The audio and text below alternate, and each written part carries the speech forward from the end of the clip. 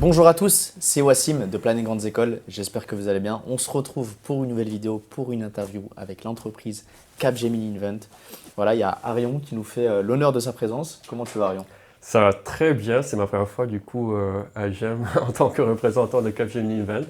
Donc ça fait plaisir. Moi j'étais du coup promo 2023. Ok, Donc on a dû se croiser dans les couloirs quelque peut-être, part. peut-être, ouais.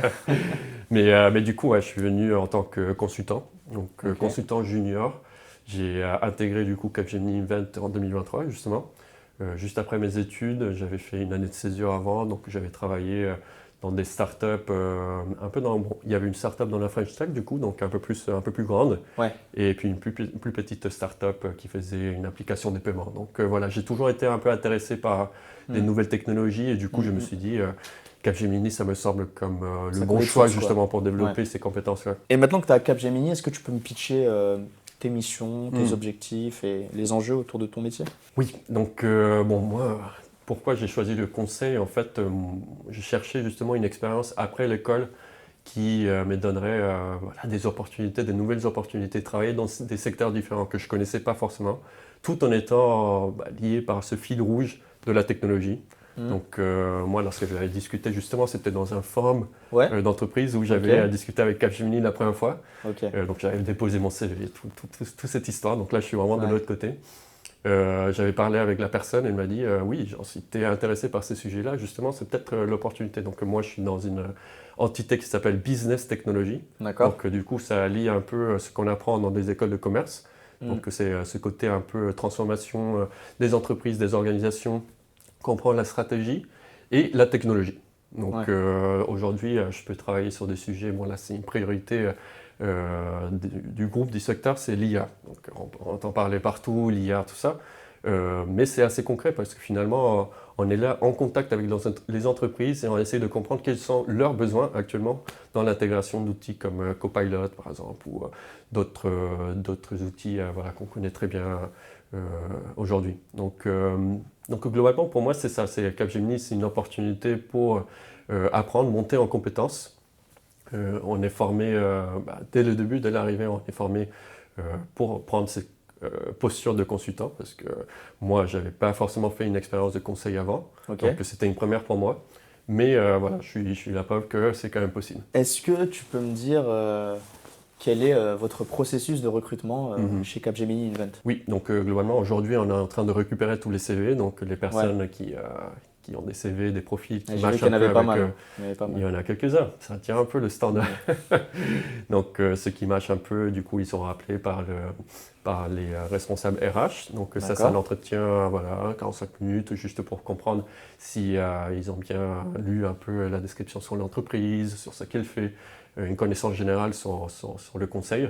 Ensuite, ça, c'est peut-être la partie un peu plus challengeante, bon, qui peut faire un peu peur, mais voilà, ça se passe très bien aussi. C'est les études de cas, les mises en situation. Donc, ça, c'est 1h30 avec un directeur ou un manager. Les études de cas, c'est des vraies études de cas. Donc, c'est quelque chose, une problématique. Moi, je sais que quand j'avais passé un entretien, c'est le directeur, il m'a dit je te présente quelque chose que je suis en train bon, d'essayer de résoudre, en tout cas, en ce moment. Donc, Hmm, là, l'important, c'est juste se concentrer sur la forme de réfléchir. ok, Donc, le manager, il va chercher à voir comment toi, tu abordes le sujet, quels sont tes réflexes, comment tu ouais. réfléchis. La réponse finale, c'est pas très grave si c'est pas la bonne parce que forcément t'es pas là pour résoudre le problème, tu es là juste pour montrer que tu es capable de réfléchir un peu Ouais. T'as de la comme présence d'esprit, quoi. une présence d'esprit, ouais, bien sûr. Et finalement le troisième entretien, donc là c'est le closing, donc juste avoir un entretien avec un directeur pour qu'il puisse voir que tu as bien compris, saisi les enjeux du conseil, Hmm, saisi les enjeux du cabinet, les stratégies du cabinet, et ouais. surtout être capable de t'adapter à des situations des fois un peu plus challengeantes ou pas. Ok, Ouais, ok, ça marche. Est-ce que tu peux me dire quel type de profil finalement vous recrutez chez Capgemini Invent? Voilà, c'est quoi un peu ce que vous attendez d'un candidat? ouais bien sûr. Bah, en fait, on attend un candidat assez polyvalent. Ok, C'est toujours un peu le mot, ouais. Ça va mais tout et rien c'est dire. ouais, ça veut tout et rien dire. Mais du coup, je vais essayer de donner quelques compétences, quoi. Ouais, C'est surtout un candidat qui qui est capable de s'adapter à des nouvelles situations. Face à des nouvelles situations, je sais que c'est toujours un peu générique de dire ça, mais c'est vraiment le métier du consultant, c'est s'adapter. Donc moi, lorsque je suis arrivé, j'ai été confronté à une mission dans le secteur ferroviaire. Ouais. Donc là, c'était une technologie que moi je connaissais. J'avais jamais entendu parler de cette technologie très fondamentale dans les télécommunications. Forcément, c'est pas ma spécialité. J'avais fait une école de commerce. Mais j'ai réussi à m'adapter du coup en discutant avec des ingénieurs réseau du coup qui travaillaient avec nous en parallèle et puis prendre en main le sujet rapidement quoi. Tu arrives, tu étudies tous les documents, tu essaies de comprendre les enjeux, tu as 2-3 semaines pour les appréhender et après ça commence. Ouais. Donc savoir s'adapter, avoir beaucoup de rigueur. Donc la rigueur c'est très important dans le conseil parce qu'on fait beaucoup de présentations. Donc finalement, c'est ça qui est important. C'est présenter quelque chose que tu as analysé, que tu as audité, où tu as fait tous les travaux. Donc la présentation finale, c'est notre produit. Du coup, ça sous-entend aussi avoir de la clarté, pédagogie dans la qualité de présentation. Bien sûr. Ouais. Donc oui, c'est des compétences qui sont un peu développées en école de commerce. Donc c'est pour ça qu'on fait des travaux d'équipe. C'est comprendre comment la personne elle travaille en équipe. Ouais. C'est un projet. Est-ce qu'elle arrive à collaborer? Est-ce qu'elle arrive à écouter les autres? Est-ce qu'elle voit les choses un peu claires en discutant avec les autres personnes? Donc voilà, bien saisir les informations. Bien apprivoiser les challenges et surtout savoir s'adapter et vouloir se former aussi. Okay. C'est une montée en compétences continue. Est-ce qu'Arion, tu pourrais me donner, selon toi, un red flag chez un candidat? Un red flag? Quelque chose qui te rebute, genre tu te dis ok, lui c'est mort. Il n'y a rien qui me rebute. Là, ça fait forcément un petit truc qui non, nous mais je pense repousse moins que les autres. Il y a certains candidats qui arrivent, mais peut-être qu'ils ne savent pas. Ils voient la boîte, mais ils ne savent pas que c'est une boîte de conseil, par exemple. Ouais, ils ne sont pas renseignés, quoi. Ouais, je pense que le minimum, c'est juste savoir avec qui tu parles. D'accord. Et puis après, c'est juste avoir de la curiosité, mais non, c'est surtout ça. Sinon, ce matin, ça s'est très bien passé, les gens ils sont intéressés. Je pense que globalement, j'aime un des bons candidats. T'es pas le premier qui me dit ça, le fait d'être renseigné un minimum. Non, c'est quand même important, je pense. Ouais, c'est ça. Okay. C'est toujours la première impression que tu donnes qui va rester un peu dans la tête, dans notre tête, du coup. Voir si tu donnes de la considération à la personne ou pas. C'est ça. Ouais, je te comprends. Et puis, important d'apporter le CV.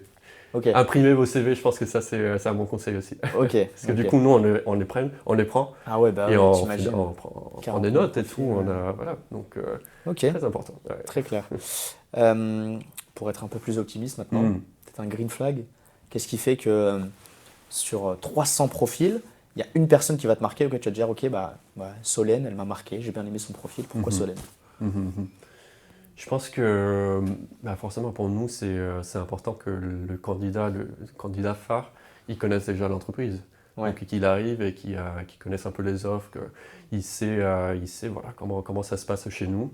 Il comprend le métier du conseil aussi. Je pense que même si vous n'avez pas eu d'expérience en conseil, en stage ou quoi, c'est important d'avoir eu cette curiosité de se renseigner avant de comment ça se passe. Et lorsque du coup on discute, c'est vrai que j'ai eu quelqu'un ce matin qui semblait plutôt bien informé sur le métier du conseil, même s'il n'en avait pas fait. Et donc ça peut venir avec vos expériences en junior conseil ou juste vos lectures en général. Donc moi, ça m'a bien marqué pour des personnes voilà, qui commencent à peine à débuter, quoi, genre qui commencent avec des stages et tout. Je pense que cette curiosité, une bonne curiosité sur le métier, sur l'entreprise, c'est pour nous des bons green flags. Ouais. Quelle est ta journée type, toi, chez Capgemini? C'est la question. Mais en fait, il y a la fameuse réponse, il n'y a pas de journée type. Ça, on n'en peut plus, ça. Épargne-nous ça, s'il te plaît. Non, si, il y a une journée type quand même. Genre, t'arrives, si t'es sur mission, en gros, si t'es sur mission, ça veut dire, voilà, tu travailles avec un client. T'auras, en tant que consultant junior, donc moi je suis consultant junior, il y aura beaucoup de production de slides. Donc ça, voilà, c'est comme ça. C'est au consultant junior de le faire. Donc tu vas discuter avec ton management, comprendre un peu quel est le message qu'on veut mettre en avant. Et du coup, tu vas produire les slides. Donc c'est très important, il faut être très très rigoureux sur ça. Après, il y a, donc ça c'est une partie du métier du conseil. Et puis la deuxième partie, c'est développer un peu ta position dans le cabinet en interne. Donc là, tu peux travailler sur des projets différents, tu peux travailler sur des offres, sur des propals, donc propositions commerciales. Donc là, l'objectif, c'est justement monter en compétences, te mettre en avant un peu dans le cabinet, rencontrer des personnes. Donc là, c'est le réseautage en interne, du coup, qui est fait. Okay. Justement pour qu'après tu puisses trouver peut-être une mission qui t'intéresse, un sujet qui t'intéresse un peu plus. Et puis voilà, donc globalement, deux choses à faire. Donc tu as ton client, si tu es staffé, tu as ton client, tu travailles avec ton client. Et lorsque tu as du temps libre, tu travailles sur des petites choses en interne. Est-ce que tu peux me dire, selon toi, de quelle manière l'intelligence artificielle impacte ton métier? Ouais. Qu'est-ce que pour ça a mon changé métier, concrètement? pour nous, on utilise l'intelligence artificielle comme un outil. C'est un outil qui permet de fluidifier certaines choses, Okay. donc surtout des tâches peut-être un peu répétitives. Bien sûr.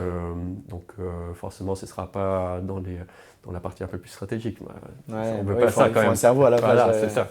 Mais c'est un outil qui est assez présent et du coup, forcément, ça fait partie de la stratégie du groupe, c'est développer des offres dans l'IA. Donc nous, on l'utilise, on le développe et puis on cherche à comprendre aussi les besoins côté client du coup. Toutes les entreprises, comment elles peuvent mettre en place, mettre en application ces nouvelles technologies. Donc ça peut être par exemple GitHub. Donc GitHub, c'est plutôt pour le développement de code, ou Copilot. Copilot, je pense qu'on connaît tous. Ouais, bien sûr. C'est l'intégration de ChatGPT dans Bing. Ouais. Mais bon, là, dans ce cas, ce ne serait pas forcément Bing, mais ce serait Copilot directement sur un certain processus d'une entreprise. Okay. Donc ça, c'est une grosse priorité.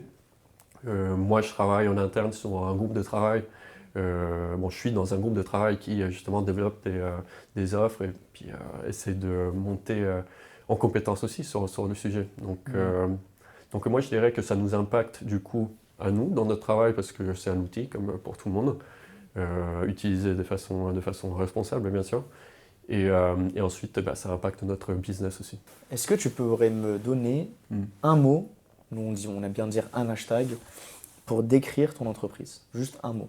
Je pense que change, c'est le mot clé, mais bon, c'est un peu générique aussi, mais c'est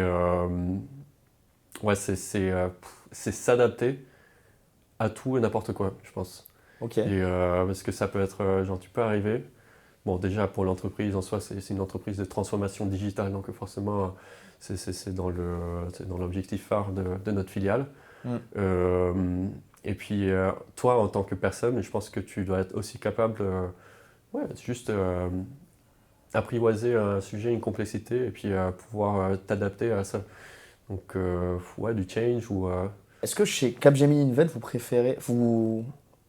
vous pensez qu'il y a une différence entre le profil prépa, école de commerce, ou profil AST, école de commerce? Ok. Il y a une différence pour vous ou pas? Pas à ma connaissance. Moi, j'ai un profil AST en fait. J'avais fait une licence d'économie et puis après j'avais intégré GEM en L3. Donc c'était une différence pour toi? Donc moi, j'avais pas ressenti de différence. Je pense que ce qui te démarque finalement, c'est justement qu'est-ce que tu as fait et qu'est-ce qui t'intéresse, quelles sont tes compétences.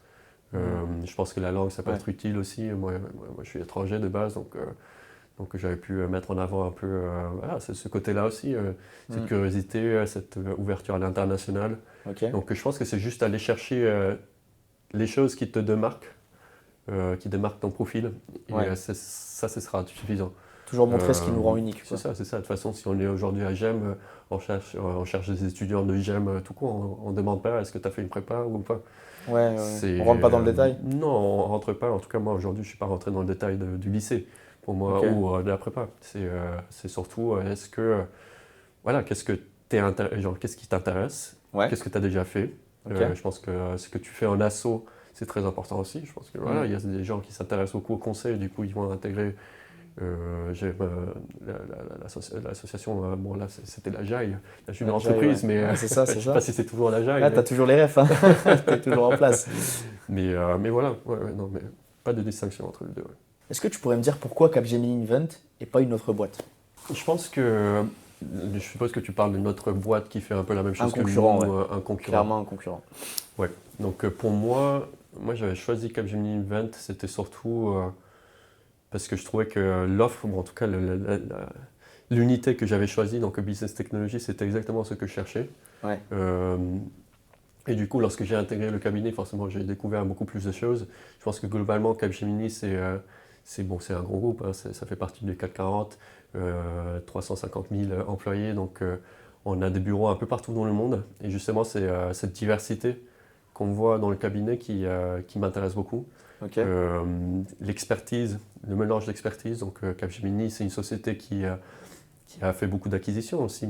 Ils ont acquis Sogeti, Frog. Donc Frog, c'était une boîte allemande de base, américaine ensuite. Mhm.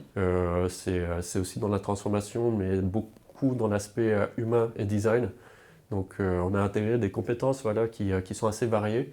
Et je me dis c'est une force assez importante parce que du coup, comme je disais, dans une mission, bah, tu peux être amené à collaborer avec d'autres unités ou d'autres filiales de Capgemini avec des profils très très différents. Et enfin, dernière chose sur Capgemini, est-ce que tu pourrais me dire c'est quoi la différence entre Capgemini et Capgemini Invent? Oui, bah, c'est la question. Hein, bah, en fait, Capgemini Group, et c'est marrant Ouais. parce que Capgemini Group a été fondé à Grenoble. Donc globalement, Capgemini Invent, ça a été créé il y a quelques années. L'objectif, c'était de justement créer une filiale spécifiquement conseil et stratégie. Ouais. Donc aujourd'hui, bah, c'est ça Capgemini Invent, c'est implémenter des stratégies dans un contexte de transformation digitale d'une entreprise ou dans le secteur public aussi. D'accord. Donc on peut être amené à travailler avec des ministères ou autres. Donc voilà, c'est la distinction avec Capgemini Group. Capgemini Group, bah, tu peux avoir des informaticiens, tu peux avoir des personnes qui développent des applications, qui travaillent sur des processus d'architecture, etc. Hmm. Donc nous, on va avoir des connaissances sur ces technologies-là, mais on sera plutôt dans la démarche conseil du coup. Ok, ça marche. Très clair. Bah, écoute, merci pour tes réponses, Arian. Merci pour ton temps. Bah, merci à toi. Merci à vous pour d'avoir votre regardé temps. la vidéo. J'espère que la vidéo vous a plu. N'hésitez pas à nous dire ce que vous en pensez dans les Ah, commentaires. j'espère, je croise les doigts. Et puis voilà, n'hésitez pas. Si vous avez envie de postuler chez Capgemini Invent, je pense que là, vous avez eu des très bons conseils et je vous souhaite de passer une bonne journée.